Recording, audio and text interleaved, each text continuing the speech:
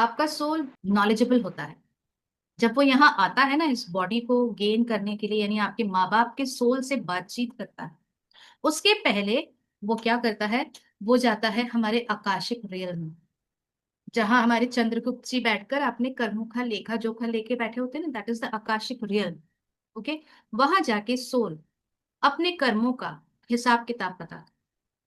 अगर वो positive zone वाला यानी positive vibrating high vibrating soul होता है, तो चंद्रगुप्त जी उसको जगह देते हैं कि भाई तू डिसाइड कर ले इस जन्म में तुम्हें कौन से अपने कर्मास को बैलेंस कर। और फिर उसके बाद वो उस कार्मिक बैलेंस को क्रिएट करने के लिए अपने जीवन में आने वाले उतार चढ़ाव घटनाओं की सबकी जानकारी आकाशिक नोटबुक में लिखता है। उसके बाद पेरेंट्स ढूंढता है, पेरेंट्स के सोल से बातचीत करता है, क्या तुम मुझको इस तरीके का जीवन दोगे, क्या तुम मुझको इस कार्मिक बैलेंस को क्रिएट करने में हेल्प करोगे।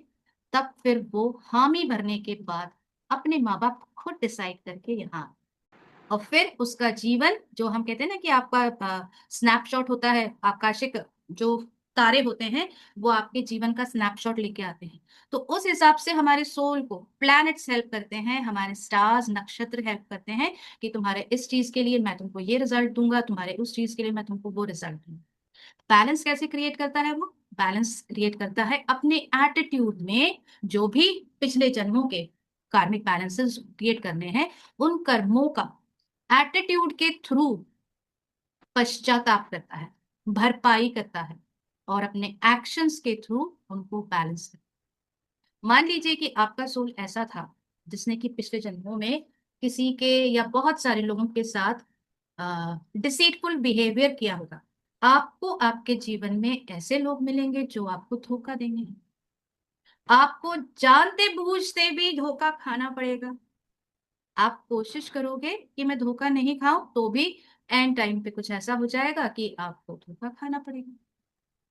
बैलेंस करने के लिए आपको दो रास्ते बहुत ही इजी दिखते हैं, बट बहुत ही डिफिकल्ट होते हैं जब करने जाते हैं। ग्रैटिट्यूड देना, फॉरगिवनेस देना, एक्सेप्टेंस एंड सरेंडर के मोड में रहना, ये चीजें अगर हम रेगुलरली करेंगे तो हमारे साथ ये इंसिडेंसेस होना कम हो जाए।